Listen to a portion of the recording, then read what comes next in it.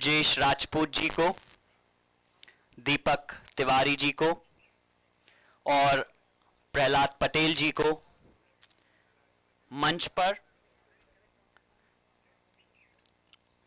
और उनसे अनुरोध करता हूं कि वह मंच पर आएं और कैसे जीता भारतीय जनता पार्टी ने मध्य प्रदेश उस किताब का विमोचन करें।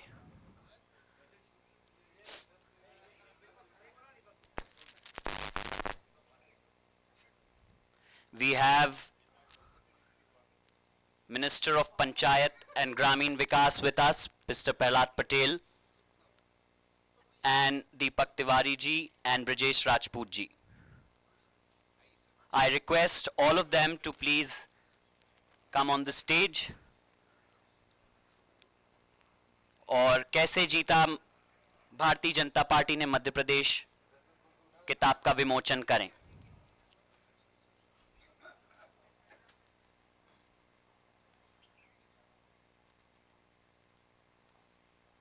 I would also request Mr. Chandra and Brigadier Sanjay Agarwal to be on the stage for unveiling the book. And also I request Mr. Abhilash Khandekar for unveiling this book.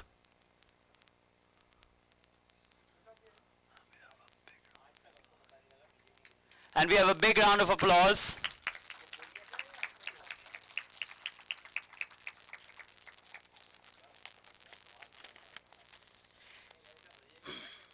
Madhya Pradesh के 2023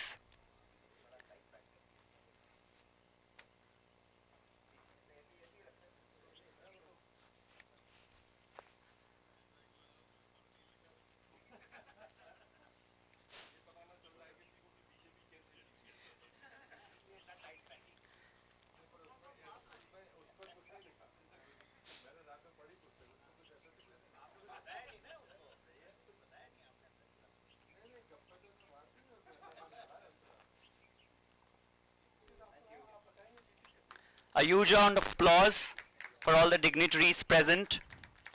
मध्य प्रदेश के 2023 विधानसभा चुनाव पर लिखी गई किताब, इसमें चुनाव जीतने वाली पार्टी, बीजेपी का चुनाव प्लान और रणनीति पर गहरा विश्लेषण है।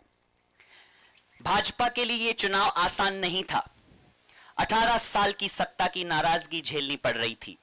उधर कांग्रेस बीजेपी सरकार की नाराजगी के दम पर ही चुनाव जीतने के सपने देख रही थी। ऐसे में बीजेपी के रणनीतिकारों ने एक नए तरीके से चुनाव लड़ा और कांग्रेस को चारों खाने चित्त कर दिया। इस किताब में चुनावी माहौल, प्रचार और चुनावी दांव पेच की बारीकियां पढ़ने मिलेंगी। ऐसा लगेगा कि चुनाव आपके सामने से गुजर रहा है।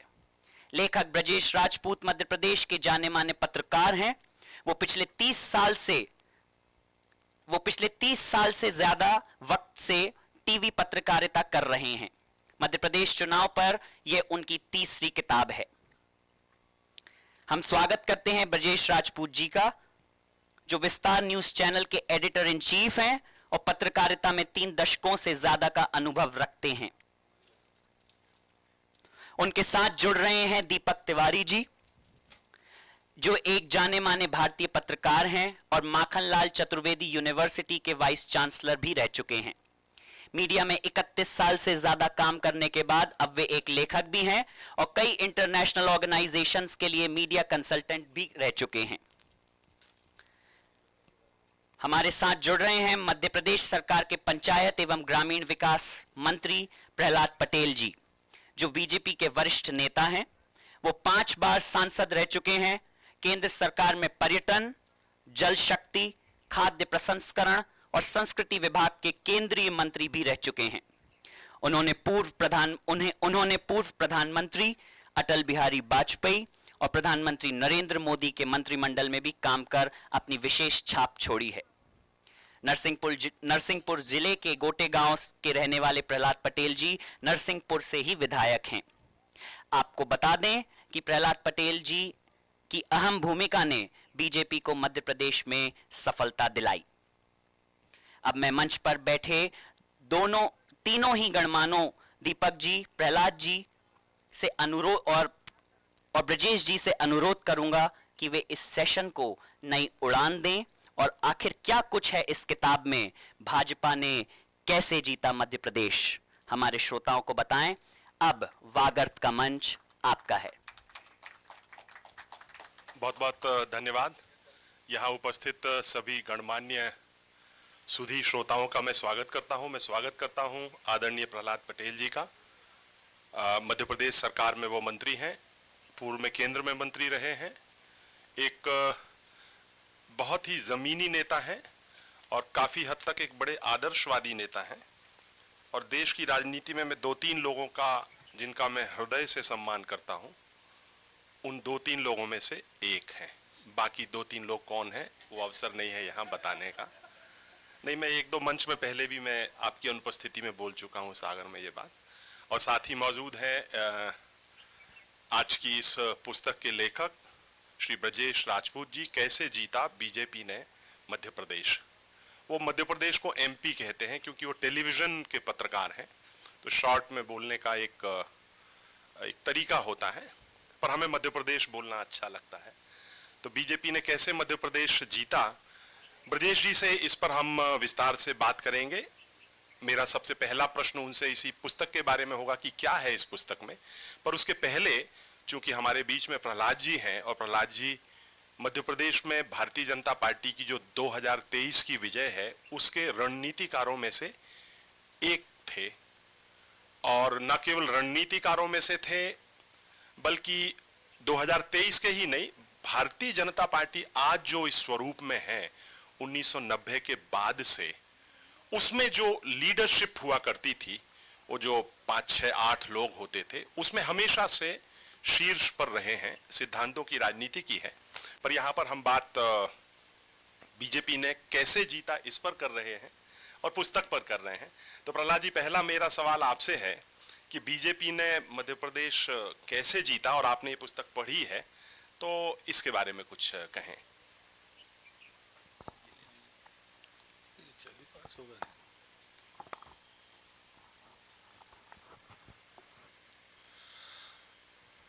माननीय दीपक जी, माननीय ब्रजेश जी, और मैं सबसे पहले माननीय राघव चंद्र जी का आभारी हूँ। वैसे मुझे उस बात की ज़रूरत नहीं थी, लेकिन उनका बड़कपन है कि उन्होंने मुझे फ़ोन लगाकर इस कार्यक्रम के लिए आमंत्रित किया। उनको और उनकी पूरी टीम को मैं हृदय से बधाई देता हूँ, और नरसिंहपुर का होने के नाते आपका आभारी भी हूँ कि आपने ये कार्यक्रम आयोजित किया। दीपक जी ने मुझसे सवाल किया है, मैंने पुस्तक रात में आकर पढ़ी तो मैं ये मानता हूँ कि मैं जिस बात की अपेक्षा कर रहा था वो उस पुस्तक में नहीं है। रणनीति को अगर नजरिए में रखा गया होता तो शायद उसमें स्थान मिलता, लेकिन ये ब्रजेश जी का नजरिया है, और उस नजरिया में उनको जो चीजें लगी कि कहाँ से परिवर्तन हुआ, वो चीजें इसमें लिखी गई हैं। दूसरा, जो एक इतिहास का या जो हम कहते हैं कि दौर जब निकल जाता है तो जो देखने वाले लोग होते हैं उसमें बाकी चीज़ों को भी खोजबीन करके जोड़ देते हैं। अनौपचारिक तौर पर जो बातों से हमें पता चलता है वो पुस्तक का हिस्सा बन जाए तो फिर वो कड़ी लगातार ऐसी दिखती है जैसे हम कहीं चल रहे हैं। भारतीय जनता पार्टी सदैव से मानती थी कि हम सरकार में आएंगे। अप्रत्याशित लोगों को शायद ये लगा होगा कि केंद्र से कुछ लोगों को एक साथ इस्तीफा दिलाकर लाए होंगे, ये घटना शायद लोगों को अलग लगी होगी। बाकी चीज़ों में मुझे कोई परिवर्तन नहीं लगता। मैं 2004 का जब चुनाव हुआ तो मैं 2003 से, तब भी मैं केंद्र में मंत्री था सदैव अटल बिहारी वाजपेयी जी की मंत्रिमंडल में, लेकिन यहाँ पर जनरल सेक्रेटरी भी था, और उस समय चुनाव समिति का जनरल सेक्रेटरी भी मैं ही हुआ करता था। तो जो चीज़ें ऑर्गेनाइज करते समय जो उस समय मुझे दिखती थी, ठीक 20 साल पहले, वो चीज़ें मुझे 2023 में दिख रही थी। वो शायद मैं अकेला व्यक्ति था जिसने पहले दिन ही कहा था कि मैं 2003 की पुनरावृत्ति 2023 में देख रहा हूं। तो लोगों को लगा कि जैसे राजनीति में नेता कहते हैं शायद ऐसे ही प्रहलाद पटेल कह रहे होंगे, और लोगों ने बहुत जगह मुझसे क्रॉस क्वेश्चन भी किए थे। लेकिन मैं ऐसा व्यक्ति था जिसने कभी भी अपना बयान नहीं बदला, क्योंकि जब आप जनता के बीच में जाते हैं तो नब्ज समझ में आती है। और मैं अपने आप को भाग्यशाली मानता हूं कि जब मैं चुनाव हारा, जब जो भी चुनाव में हारा, उसमें मुझे कोई भ्रम नहीं रहा। मैंने 3 दिन पहले अपने सभी सहयोगियों को मैं कहता था ये चुनाव हम हार रहे हैं।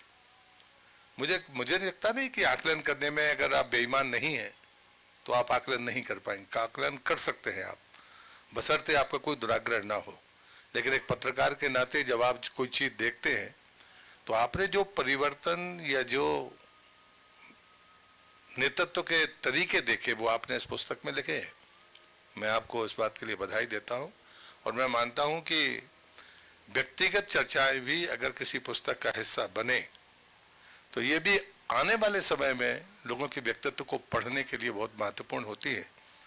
उसमें हो सकता है किसी का सोचने का, देखने का नजरिया अलग हो, इससे कोई फर्क नहीं पड़ता। इतिहास इसी बात का संदेश देता है। पुस्तक लिखी गई है मतलब वो इतिहास का हिस्सा बनेगी। मैं आपको बधाई देता हूँ। जी ब्रजेश जी, अब आप पर हम आते हैं। एक सवाल तो शुरुआती प्रहलाद जी ने ही रख दिया है आपके सामने, तो उसका भी उस सवाल के जवाब की मैं अपेक्षा आपसे करता हूं। और दूसरा ये कि पुस्तक के बारे में थोड़ा सा हमारे आज के जो श्रोता हैं उनके बारे में बताएं। ये पुस्तक क्या है, कैसी है, क्या है इस पुस्तक के अंदर? सबसे पहले तो इस मौके पे मैं BLF के ऑर्गेनाइजर राघव चंद्र जी को शुक्रिया अदा करूंगा कि उन्होंने मुझे लगातार 30 साल मौका दिया और मैं लगातार 30 साल अपनी एक तीसरी नई किताब लेके आ रहा हूं। तो इस लिहाज से ये मेरी हैट्रिक है BLF में। दूसरा अच्छी बात जो मुझे खुशी दे रही है चीज़ वो ये है कि मैं सामने गजा शंकर जी बैठे हैं। मैंने 2013 इलेक्शन पे किताब उनके मार्गदर्शन में लिखी थी, फिर 2018 इलेक्शन पे लिखा और 2023 इलेक्शन पे भी लिख ही दिया। जो कि जैसे कि आप कह रहे हैं कि वो जो आप चाह रहे थे उसमें नहीं है, मगर हम जर्नलिस्ट होते हैं, हम पॉलिटिशियन नहीं होते हैं। हमारा एक दायरा होता है। हम बहुत लोग पर एक जर्नलिस्ट का जो मजा है या जो एक जर्नलिस्ट की जो रेंज होती है कि हम हर कहीं होते हैं। हम सभाओं में होते हैं, हम प्रेस कॉन्फ्रेंस में होते हैं, हम नेताओं के साथ अनौपचारिक बातचीत में होते हैं, हम जनता में होते हैं और हम हर जगह होते हैं। और हम लोग अपने नज़रिए से थोड़ा थोड़ा कुछ उठा के कुछ बताने की कोशिश करते हैं। जैसे कि आपने कहा कि आपको लग रहा था कि चुनाव हम जीत रहे हैं। हर अच्छा नेता यही कहता है। कांग्रेस को भी लगा था कि कांग्रेस जीतने वाले हैं। और मगर मैं इसके अलग बात करूं कि जो हम लोग के, मैं उस समय ABP न्यूज़ में था और हम लोग सारे चैनल वाले थे। आपको भी याद होगा दीपक, आपको भी याद होगा कि सारे जो सर्वे आ रहे थे चुनाव के पहले, जो सर्वे होते हैं, पहला सर्वे, दूसरा सर्वे, तीसरा सर्वे, उन तीसरा सर्वे में बीजेपी कहीं अता पता नहीं थी। अब ये अलग बात है कि क्यों पता नहीं था, वो तीनों सर्वे में नहीं थे। हाँ, एग्जिट पोल की हम बात करें तो एग्जिट पोल में भी यही सीन था। सिर्फ एकमात्र एग्जिट पोल था जिसने बताया था कि बीजेपी वापसी कर रही है। तो चुनाव को समझना आसान नहीं है। मैं आपको यही बताना चाहूंगा कि चुनाव एक इतनी बड़ी प्रोसेस होती है कि हर आदमी वो अंधे का हाथी समझ के उसका एक पांव पकड़ता है, कहता है चुनाव मोटा होता है, कोई सूंड पकड़ता है चुनाव पतला होता है। तो उस तरीके से गिमिक्स होते रहते हैं और हम सब लोग लगातार सीखते रहते हैं, करते रहते हैं। और हमारा अपना एक दायरा होता है जिसमें हम लोग सब छोटी छोटी चीजें लेके करते हैं। और वैसे भी कहा जाता है कि पत्रकारिता जल्दबाजी में लिखा गया इतिहास होता है। मेरा मकसद सिर्फ ये था कि यदि कोई कुछ सालों बाद कोई विद्यार्थी या कोई पॉलिटिक्स में जानकारी रखने वाला सोचे कि उस समय का चुनाव कैसा था, क्योंकि मैं मानता हूँ चुनाव आने वाले, अब तो पूरे साल भर चुनाव होते हैं। पहले साल में एक आध चुनाव होता था, मगर अब साल में 2 या 3 चुनाव हो ही जाते हैं। और हम टीवी वाले जानते हैं कि चुनाव कितने बिकते हैं, लोगों में कितनी रुचि है चुनाव को देखने, सुनने, पढ़ने की। तो चुनाव पे लिखना मुझे बड़ा भाता है। और चूंकि मैं टीवी रिपोर्टर हूं तो खूब दौरे करता था और बहुत सारी बातें लिखता। तो मुझे लगता था टीवी में तो बहुत एक छोटा दायरा होता खबर दिखाने का, मगर जो दिखा नहीं पाता था, तो मैंने सोचा वो सारे किस्से, बयान, औपचारिक बातचीतें, वो सब लिखा जाए और एक मैसेज दिया जाए कि हाँ चुनाव ऐसे घटा। मैं ये नहीं कह रहा कि चुनाव ऐसे ही था, मैंने अपने नज़र से देखने की कोशिश की और मेरे सामने एक पूरा चुनाव गुजरा, घटा और निकल गया। तो उसका एक छोटा सा दस्तावेजीकरण है। और मैं आपको बता दूं कि चूंकि मैं जर्नलिस्ट हूं और हम सब पत्रकार लोग बहुत छोटी छोटी बातें पकड़ते हैं। तो जैसे आप लोगों की आपने खबर पढ़ी होगी या जानकारी है, मध्य प्रदेश का इतिहास है कि 2020 में कमलनाथ की सरकार गिर गई। आपके लिए खबर, एक छोटी सी खबर है कि सरकार गिर गई, मगर मैं जर्नलिस्ट हूं, मैंने उस सरकार गिरने की प्रक्रिया देखी थी।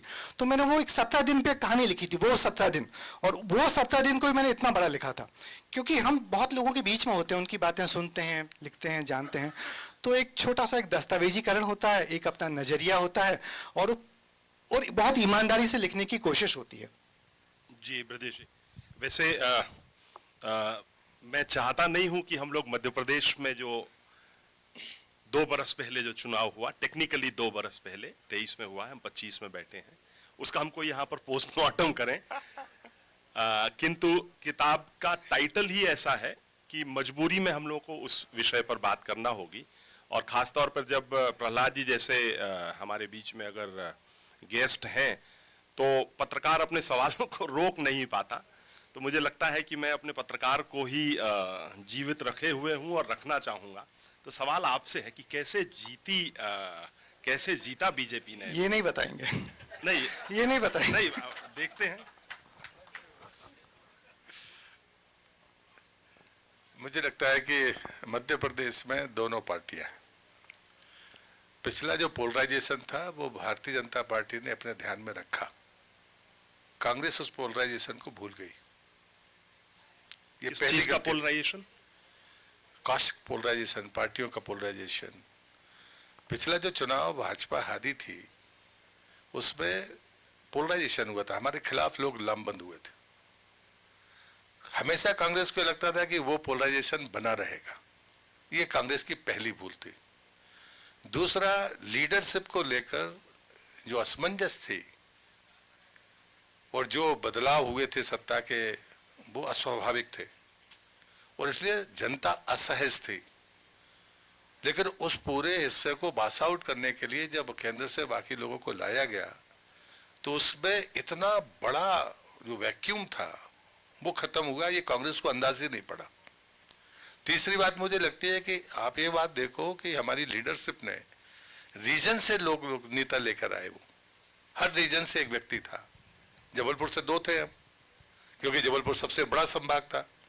अगर आप 2003 के परिणाम को देखो तो मैं ये बात जोर देकर कहता था, और आप 2017 के परिणाम को देखो तो जबलपुर संभाग में उन दिनों 45 सीटें होती थी, 41 हमने जीती थी 2003 में, 3 गोंडवाना के पास थी और 1 कांग्रेस के पास थी। लेकिन 2017 में उस जबलपुर संभाग के सिनेरियो को आप देखो। आप जब राज्य की राजनीति को देखते हो तो आप डेंट कहाँ आपको मिला है, आप कहाँ पर गड्ढे में हो, ये चीजें चुनाव के पहले भाजपा की लीडरशिप ने भांप ली थी। और इसलिए साख का उपयोग करके जो चीजें चली, उन बातों को आपने कभी ऑब्जर्व नहीं किया। आप देख रहे थे कि ये व्यक्ति के खिलाफ ये व्यक्ति लड़ रहा है। जहां पर आप नेक टू नेक होते हैं वहां पर बहुत छोटी चीजें परिणाम को बदल देती हैं। इन बातों को लेकर पूरी मुस्तैदी के साथ पार्टी हर कदम, एक कदम चलती थी और उसके बाद उसका आकलन करती थी कि कदम गलत तो नहीं है।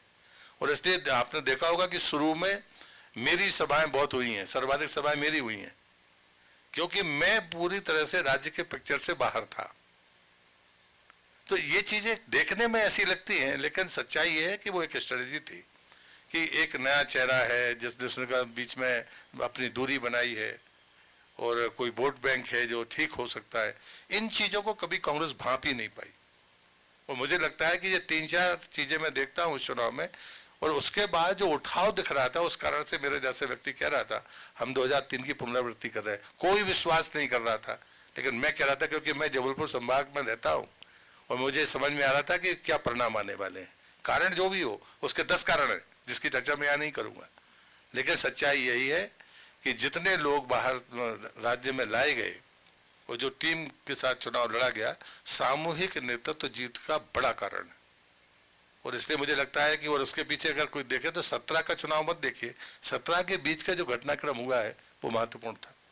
और इसलिए मुझे लगता है कि जीत का सिर्फ यही कारण है। बाकी हमारी योजनाएं हैं, कार्यकर्ता का भारतीय जनता पार्टी के कार्यकर्ता का प्रोपोगंडा से ज्यादा लेना देना नहीं होता। ये महत्वपूर्ण बात है। वो पूरे तरह से अपना काम करता है। तो हम पहले कभी कांग्रेस को कहते थे, जब हम लोग युवा मोर्चे में थे, कि कांग्रेस के पास प्रोपोगंडा की ताकत है। इसके आगे मैं नहीं बोलूंगा। नहीं, तो उसका जवाब मैंने हंस के दिया है, इसीलिए कि ब्रजेश जी, आपने इस पुस्तक में जिक्र किया है कि कैसे सांसदों को मध्य प्रदेश में लाया गया। जो अभी प्रहलाद जी ने बात कही, आपने इस बात का जिक्र किया है। आपने एक दो जगह पर लिखा है कि कैसे सामूहिक नेतृत्व के बलबूते पर भारतीय जनता पार्टी ने तैयारी की। पर इस किताब में जो एक महत्वपूर्ण बात जो है, जो कवर पर भी बहुत अच्छे से दिखती है, अगर कवर पर कोई सबसे बड़ी फोटो है तो वो लाडली बहना के पोस्टर की फोटो है। तो लाडली बहना की फोटो कवर पर सबसे बड़ी है, और अंदर आपने शिवराज सिंह पर बहुत कुछ इस पे लिखा है इस पुस्तक में। तो इस पर मैं चाहूंगा कि आप कुछ प्रकाश डालें कि ये क्या है, और उसके बाद में मैं थोड़ा सा इसके शिल्प के बारे में भी कुछ बात करना चाहूंगा। पर पहले चूंकि ये राजनीतिक बातचीत का क्रम बना हुआ है, तो इसलिए पहले हम इस पर एक बात तो मैं कहना चाहूंगा कि हम यहाँ बहुत सारे पत्रकार लोग बहन हैं और सब जानते हैं कि अब बीजेपी को डिकोड करना बहुत मुश्किल है ना। पहले हम लोग के पास जो खबरें आती थी, अब वैसी खबरें नहीं आती। बीजेपी हमेशा एक सरप्राइज मोड में रहती है, लगातार सरप्राइज देती है। आप सब लोग आए थे जब केंद्र से, अचानक सरप्राइज जैसे आए थे, 5 लोग आ गए थे। अचानक सामूहिक नेतृत्व के नाम पे 12 लोगों की फोटो एक साथ लगा दी गई थी। जो एक जन आशीर्वाद यात्रा पहले एक आदमी निकालता था, वो 12 लोग की 5 यात्राएं निकली थी 12 लोगों की फोटो के साथ। तो पार्टी इशारे तो कर रही थी कि नेतृत्व चेंज होगा, मगर साथ ही हम लोग शिवराज सिंह को देख रहे थे कि वो पिछले 18 साल से मध्य प्रदेश के मुख्यमंत्री थे, लगातार मेहनत कर रहे थे। और मैं उनके साथ दिवाली के रोज भी सभा में गया था। दिवाली के दिन वो 7 सभाएं करके लौटे थे और रात में मैं दिन भर उनके साथ था, तो मुझे लगातार उनकी मेहनत भी थी। तो ये तो लग रहा था कि, और अच्छा इसमें मैंने कुछ बातें और लिखी हैं, आप पढ़ेंगे तो देखेंगे कैसे बीजेपी ने, आपने सही कहा कि हम लोग जो पकड़ ही नहीं पाए।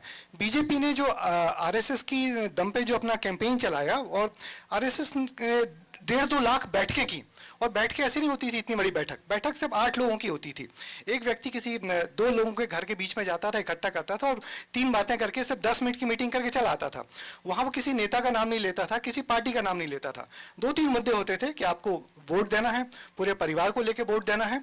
और बीजेपी ने जिस तरीके से अपना ऊपर से लेकर नीचे तक तंत्र को, खासकर बीजेपी को मालूम था कि हमारे ऊपर के नेताओं को लेकर नाराजगी है, मगर हमारे कार्यकर्ता जो नीचे है वो हमारे बड़े नेता को लेकर एकदम वेल कनेक्ट है। उसको बीच के लोगों को थोड़ा हटा देंगे, हम नीचे के लोगों को जिंदा करेंगे, ताकत देंगे उनको, तो बिल्कुल जी जान से जुट जाएगा। मैं फिर वही कहूंगा कि जो कांग्रेस होती है वो उस व्यक्ति की तरह होती है कि सिर्फ एग्जाम की एक रात पहले पढ़ाई करके परीक्षा पास करना चाहती है, और बीजेपी वो विद्यार्थी होती है जो पूरे साल भर पढ़ाई करती है। बीजेपी के संगठन के जो कार्यक्रम थे वो 1 साल पहले से शुरू हो गए थे, और जिनको हम लोग देख ही नहीं रहे थे।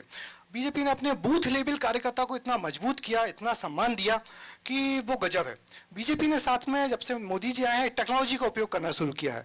व्हाट्सएप ग्रुप्स बन गए हैं, व्हाट्सएप के नाम पे बात, फिर आपको प्रोपेगेंडा कह लीजिए, जानकारी कह लीजिए, या अपने पक्ष में मोटिवेट करने वाला व्यक्ति कह लीजिए। बीजेपी ने लोगों को इस तरीके से मोटिवेट कर दिया है कि आदमी उठे उस दिन जाए और वो बटन दबा के आ जाए जिसमें कमल फूल खिला है, नाम कुछ भी हो। तो हम लोगों ने देखा कि बहुत अनजान लोग, जिनको लोग जानते नहीं थे, मगर सिर्फ बीजेपी के संगठन, कार्यकर्ता या मोटिवेशन के दम पे वो सारे लोग जीत के चले आए।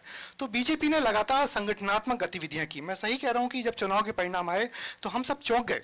मैंने कभी सोचा भी नहीं था कि इस पर किताब लिख पाऊंगा, बहुत दिन तक सोचा नहीं लिख पाऊंगा, क्योंकि चुनाव समझ में ही नहीं आया हम लोगों को। मगर जब फिर सब लोगों से मिलजुल के बातें करनी शुरू हुई, तब समझ में आया कि बीजेपी ने संगठन के लेवल पे, ग्राउंड के लेवल पे कितना काम किया और कैसे लगातार काम किया, और उसके दम पे इतनी बड़ी जीत आई। शिवराज जी की मेहनत को एक तरफ नहीं कर सकते, वो लगातार मेहनत करते रहे, और नए नए तरीके से कैसे समाजों को जिंदा करें, समाजों के बीच पैठ बढ़ाएं। और इसमें कुछ है कि उन्हें प्रतिशत में अगर कहें तो शिवराज सिंह का कितना प्रतिशत योगदान है?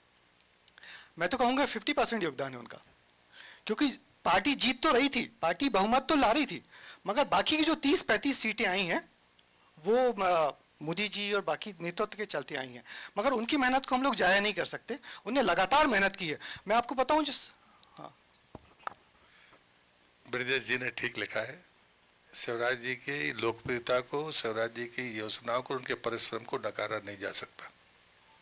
मैंने जो बात कही है वो परिप्रेक्ष्य भी सही है, लेकिन इसमें मैंने भी पुस्तक में पढ़ा है, इसलिए ब्रजेश जी को मत छोड़ो, ब्रजेश जी ने ठीक लिखा है।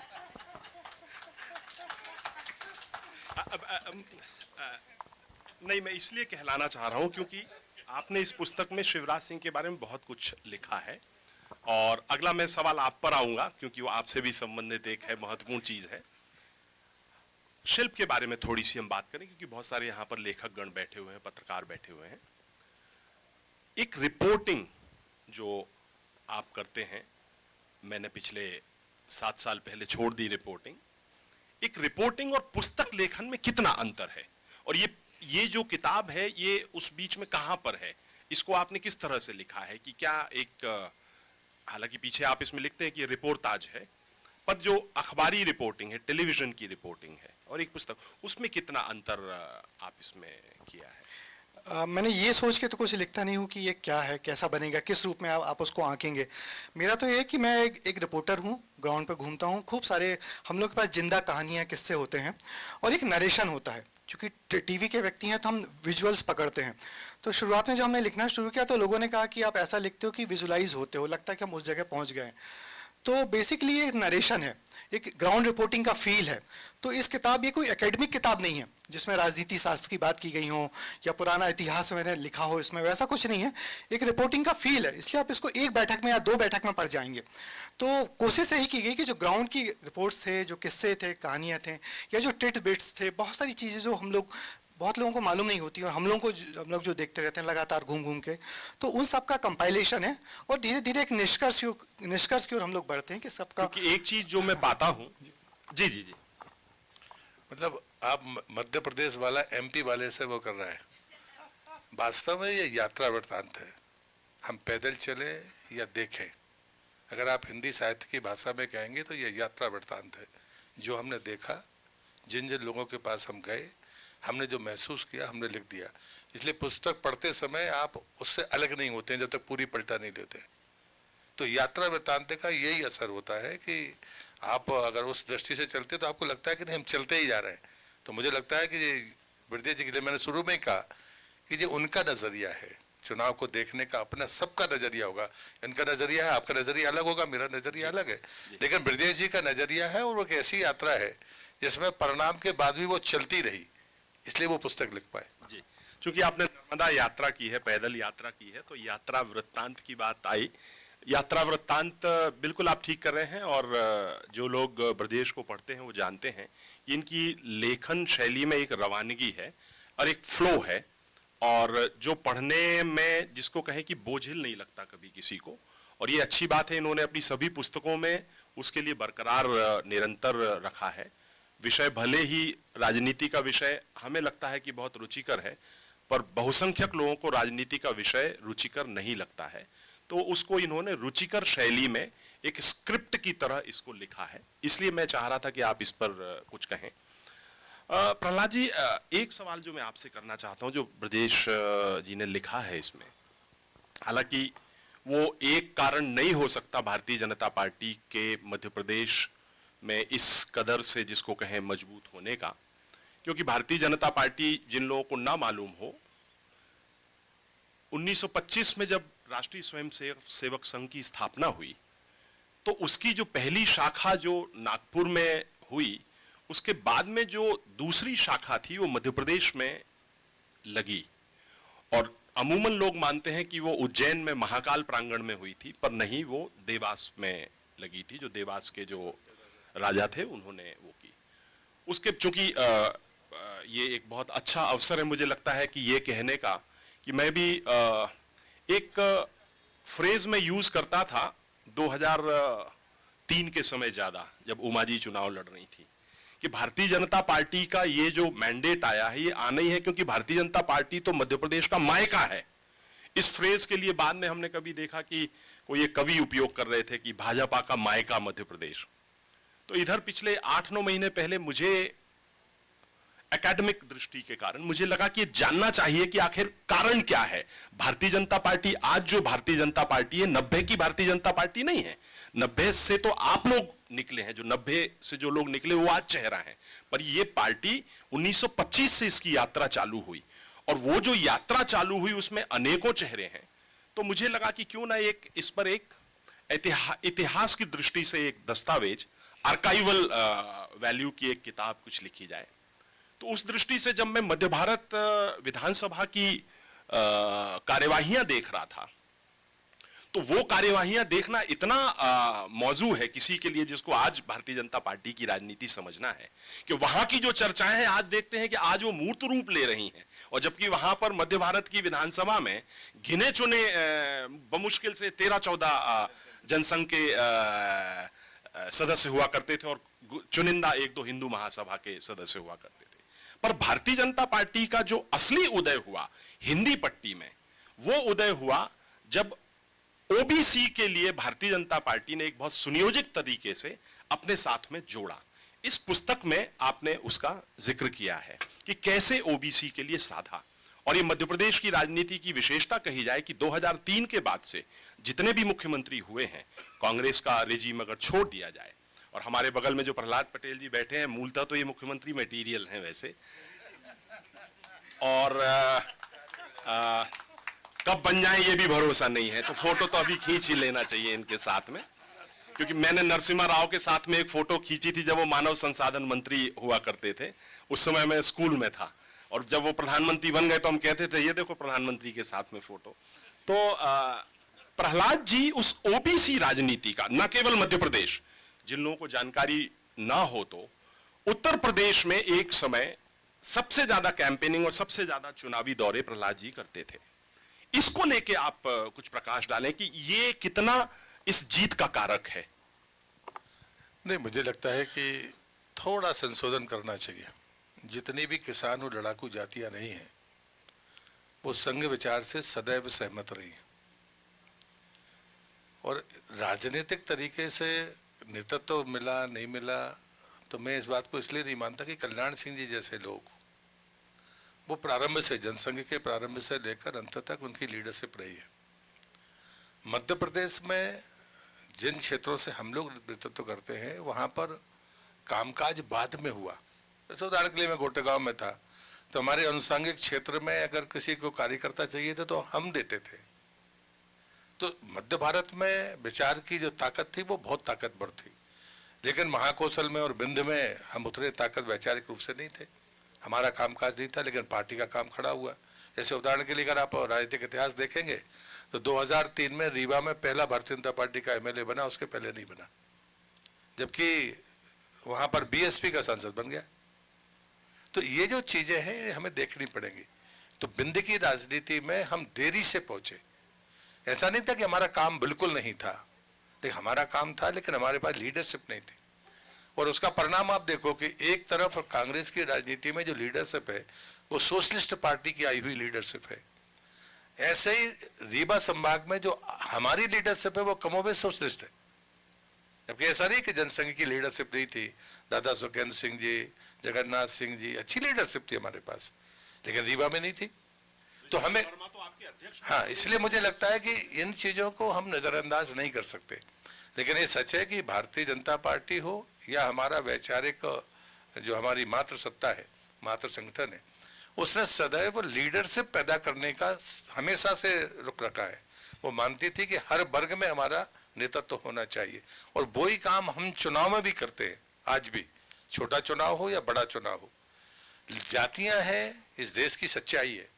आप जातिवादी ना हो लेकिन जाति में नेतृत्व पैदा ना करें, ये कैसे हो सकता है? तो मुझे लगता है उस नियत से पार्टी ने काम किया है और पार्टी को काम करना चाहिए, क्योंकि हम उस वर्ग को छोड़ नहीं सकते। क्योंकि अंतर्राष्ट्रीय चुनौतियां और जिस प्रकार से आंतरिक चुनौतियां आज हमारे सामने है, हमें उस वर्ग को बहुत महत्व के साथ ताकत भी देनी होगी और उसको नेतृत्व भी देना पड़ेगा, और ये काम पार्टी ने किया है और वो ठीक दिशा है। जी, आपने मातृशक्ति की बात की। मातृशक्ति यानी भारतीय जनता पार्टी की राष्ट्रीय स्वयंसेवक संघ हमारी वैचारिक शक्ति पुंज है, आपका वैचारिक पुंज है। आपने इस पुस्तक में आरएसएस के बारे में लिखा है। आरएसएस हम सभी जानते हैं, सभी मानते हैं, सभी कहते हैं, आरएसएस के लोग कहते हैं कि आरएसएस एक सामाजिक सांस्कृतिक संगठन है। पर आपने लिखा है कि आरएसएस की रणनीति, आरएसएस के कार्यकर्ता जमीन पर उतरे, उन्होंने वोट प्रतिशत बढ़ाने का काम किया, वो घर घर गए। तो पहले मैं लेखक से पूछूंगा आपसे, तो ये ब्रजेश जी ये बताइए कि अगर आरएसएस सामाजिक सांस्कृतिक संगठन है, तो फिर ये चुनावी राजनीति में आया, ये आपको कहां से दिख गया? मुझे नहीं लगता अब ये कोई कोई गूढ़ विषय बचा है कि आरएसएस और बीजेपी के संबंध या आरएसएस के लोग बीजेपी में आके नेतृत्व करें। कोई अब तो ओपन सीक्रेट है कौन क्या करता है। और सबसे बड़ी बात, आरएसएस कैसे काम करती है इसमें लिखा है। इसमें लिखा है कि आरएसएस लोगों के बीच गई और सिर्फ वोट प्रतिशत बढ़ाने की बात करी, पार्टी की बात नहीं की, किसी नेता का नाम नहीं लिया, राष्ट्र का नाम लिया। राष्ट्र को मजबूत करिए, मजबूत लीडरशिप लाइए, माने जो एक मैसेजिंग होती है, किसी पार्टी का नाम नहीं लिया। जब भगवान दास सबनानी को टिकट मिली हमारी विधानसभा से, तो उनके हाथ पैर फूल गए थे। मैं कहाँ वहां से मांग रहा था, यहाँ से टिकट मिली। पर लोगों उनको भरोसा दिलाया गया, आप घर बैठिए, आरएसएस काम करेगी। और आरएसएस ने ऐसा काम किया कि हमारे पीसी साहबों को पता ही नहीं लगा और पूरी झुग्गी बस्तियां साफ हो गई। मगर झुग्गी बस्तियां कैसे साफ हुई वो इसमें लिखा है। इसमें लिखा है कि हर आदमी जाता था, दिन में 25 बैठकें करता था। अब 25 बैठकें इतनी बड़ी नहीं होंगी, 25 बैठकें 2 परिवारों को जोड़ के होंगी। और उनसे यही कहा गया, और 25 बैठकें 10 मिनट से ज़्यादा 11 मिनट होती नहीं थी। बस यही कहा जाता था कि भाई साहब परिवार के साथ सब लोग वोट डालने जाइएगा, मजबूत लीडरशिप को देखिएगा, राष्ट्र को देखिएगा। राम मंदिर तो बन ही रहा है। तो जो मैं ये कहना चाह रहा हूँ कि बीजेपी ने सब कुछ किया, सब कुछ किया, नो स्टोन अनटर्न, जो अंग्रेजी का मुहावरा है वो इसमें है। माने इसमें जो पहली लाइन है, जो पार्टी समाजों के बीच जाकर काम करती है वो पार्टी हमेशा चुनाव जीती है। ये 2003 में कप्तान सिंह सोलंकी ने कहा था। कप्तान सिंह सोलंकी 2003 के चुनाव के रणनीतिकार थे और वो यहाँ भी 23 में चुनाव जीते। तो बीजेपी ने, शिवराज सिंह ने 13 सामाजिक संगठनों के वो बनाए, बोर्ड बनाए। आज वो बोर्ड डिफंक्ट पड़े हैं, मगर उन 13 समाजों के बीच मैसेज तो दे दिए गए हैं। 15 समाजों के बीच में उन्होंने धाम बनाए, राजपूतों के लिए धाम, ब्राह्मणों के लिए धाम, इनके लिए धाम, उनके लिए धाम, सबके लिए पैसे का दिए। अब वो सब डिफंक्ट पड़े, मगर उस वक्त तो मैसेजिंग दे दी गई। ये आपने बहुत अच्छी बात की, धामों की बात की, पर अभी हम फिलहाल वागार्थ धाम में बैठे हैं। और ये कि जल्दी से प्रहलाद जी चूंकि चाह रहे थे इस पे इंटरवीन करना, उसके बाद में then we can go ahead with your thing. तो आप इस पे कुछ कहना चाहें? मैंने यही कहा कि मैंने पुस्तक भी पढ़ी है और उन्हें जब इंट्रो दे रहे थे तो उन्होंने कहा कि संघ जाता था पर वो पार्टी की बात नहीं करता था। इसलिए मुझे लगता है कि एक सामाजिक संगठन का जो उत्तरदायित्व है वो बिल्कुल अलग किस्म का है। संघ कभी मिक्सअप नहीं होती है, पार्टी का काम बिल्कुल अलग काम है और जन जागरण का और सामाजिक काम बिल्कुल अलग काम है। कोई कांग्रेस की जो सबसे बड़ी गलती है, जब वो आरएसएस जैसे राष्ट्रीय स्वयंसेवक संघ जैसे संगठन को कटघरे में खड़ा करती है, उसी दिन वो अपने दोनों पैरों पर कुल्हाड़ी मारती है, पैरों पर नहीं दोनों पैरों पर कुल्हाड़ी मारती है। तो मुझे लगता है कि आप उस सामाजिक ताकत सामर्थ्य का या उनके त्याग का कीमत ना करें, इसमें कोई दिक्कत नहीं, लेकिन जब आप अपमान करेंगे ये देश स्वीकार नहीं करेगा। जी और बीजेपी ने सब पूरा जो इसी के दम पे जो बीजेपी ने जो स्विंग वोटर्स होते उसको खत्म कर दिया। जी कांग्रेस के पास उतने वोट थे, बीजेपी ने सारे स्विंग वोटर्स अपने साइड रख के 50% वोट पा लिए जी तकरीबन। जी अब हम लोग अब मैं इस संवाद को हमारे श्रोताओं की ओर ले जाने की आप सभी से अनुरोध करता हूं और आप सभी अपने अपने सवाल मंच पर बैठे दिग्गजों से आप कर सकते हैं। प्लीज।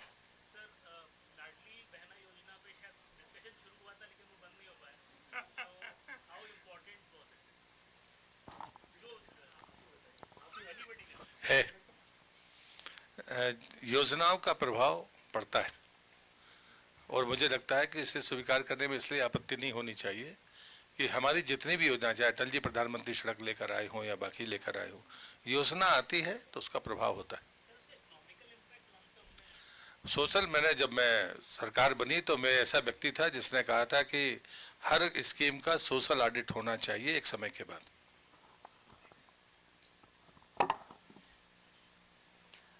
और कोई प्रश्न मैम करना चाहती हैं?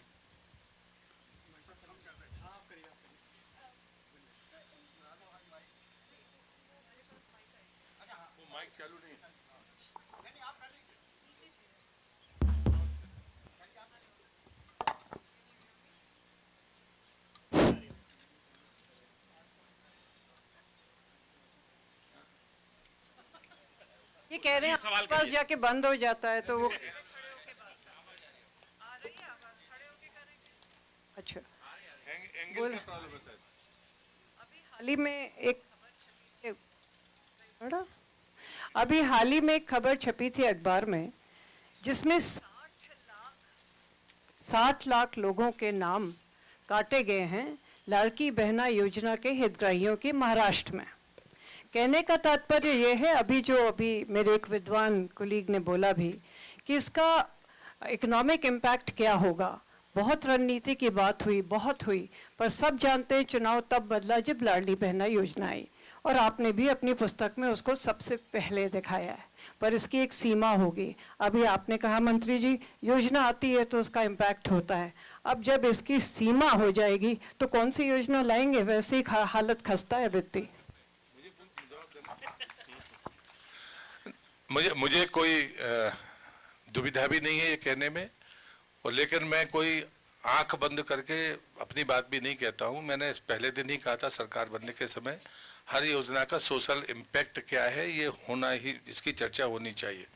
लेकिन सोशल ऑडिट जब आप करते हैं तो ये भी देखते हैं कि गांव में किसी महिला के पास कितना ही बड़ा परिवार हो, उसके पास में नगद पैसा नहीं होता। तो जो अनुमान आपको लगाना है तो खाली वोट का मत लगाइए, उस परिवार में उसकी हैसियत का भी अंदाजा लगाइए, ये भी उसका एक पैरामीटर है।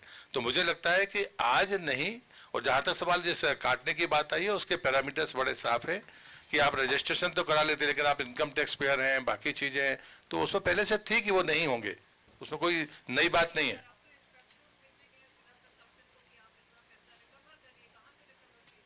नहीं, मुझे पता नहीं है, इसकी जानकारी मुझे। अब हम आगे बढ़ेंगे, एक आखिरी सवाल। नहीं, एक मिनट, आप बोलना पड़ेगा इस पे जो हम रह रहे हैं। ये लगता है, हाँ, मेरा नाम विजय दत्त श्रीधर है। सर थोड़ा माइक को पास में रखें। तो मेरा सवाल शीर्षक में और इसके विवरण में मुझे लगता है आधा सच है। इसका शीर्षक ये होना चाहिए था कि ऐसे हारी कांग्रेस चुनाव, और उसके मैं दो उदाहरण बताता हूँ, तो दो घटनाओं को उदाहरण बताता हूँ। एक तो ये है कि कांग्रेस के मध्य प्रदेश के शीर्ष नेतृत्व के बीच में जिस तरह की वो चल, सर लिखा है, इसमें लिखा है, और उस तूत में वैसा हमारी समझ में प्रहलाद जी ने बहुत होता था उस स्तर पर काम, वैसा हुआ था। आप देखें यहाँ तो मंच पे हुआ, हाँ, और जमीन वाले मंच पे हुआ। और दूसरी एक बड़ी बात थी कि विवेकहीन जब होता है ना, हमारे यहाँ कहते हैं कि जाको प्रभु दारुण दुख दे ही ताकि मच पहले हर ले ही, तो सीता सन के खिलाफ गिरजा शंकर, इस तरह के विवेकहीन फैसले जब करते हैं तो कांग्रेस ने चुनाव हारा है, ये ज्यादा बड़ा सच। Ma'am, I think we are already running out of. Sir एक मेरा बहुत देर से खड़ा था, आपने ध्यान दिया। डॉक्टर, अनुमति, धन्यवाद। किताब आपकी बहुत अच्छी है, सब रोचक चर्चा भी हुई है। मेरा प्रश्न मतलब उसको लाइटली मत लेना ठाकुर साहब पर ये बात सच है कि आपने बहुत अच्छी किताब लिखी, आपका नज़रिया जैसे लगा है। ऐसे ही मेरी अपेक्षा और सवाल एक ये है, जो आपने भी, श्रीधर साहब ने भी कहा है, कि क्या 10 कारण थे रणनीतिक कमियां कांग्रेस की जिसकी वजह से वो हारी, क्योंकि हमें आगे मदद करेगी साहब ये। और मुझे लगता है आई थिंक बस, अब I हमें think we लगता are है done कि with the questions. इसको समाप्त करना तो होगा, आप क्योंकि please- अगला सत्र यहाँ पर आयोजित होना है। और ये बड़े हर्ष की बात है, बड़े हर्ष की बात है कि एक ऐसा सत्र है जिसमें हमारे राघव चंद्रा जी, जो इस भोपाल लिटरेचर फेस्टिवल के फाउंडर हैं, वो पूरे समय इस चर्चा के दौरान यहाँ पर रहे। और आप सभी सुधी श्रोताओं का भी बहुत बहुत धन्यवाद, आप लोग यहाँ पर बैठे और हम लोगों ने यहाँ पर इस चर्चा को बहुत अच्छे से अंजाम दिया। मुझे लगता है आप लोगों को शायद ये महसूस हुआ होगा, क्योंकि ये थोड़ा सा राजनीतिक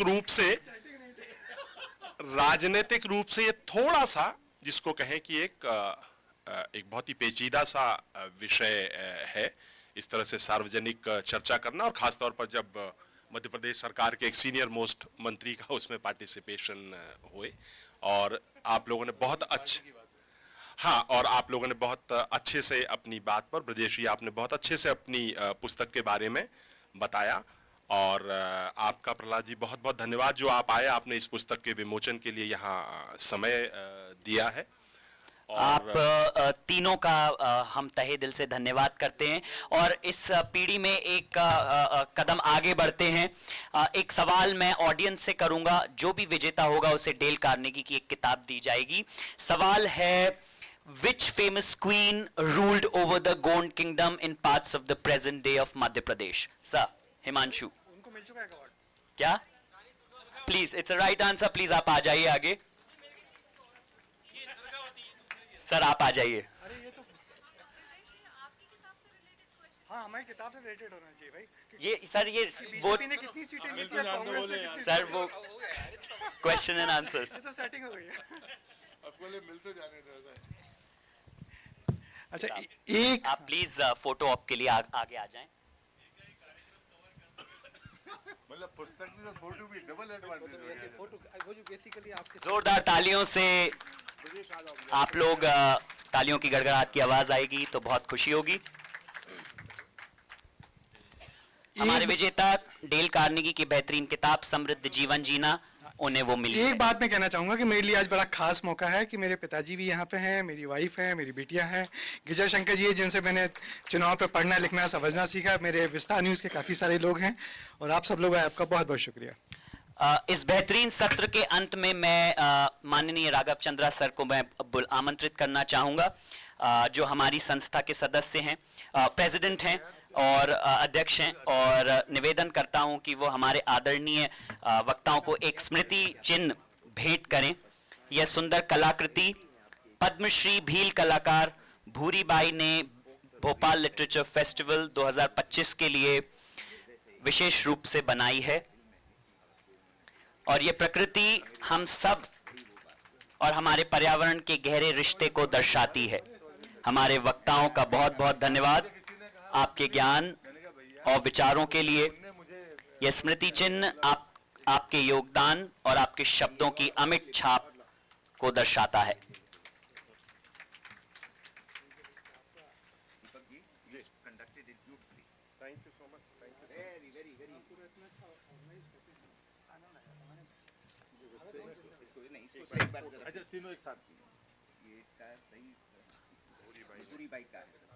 जोरदार तालियों से स्वागत, वंदन, अभिनंदन,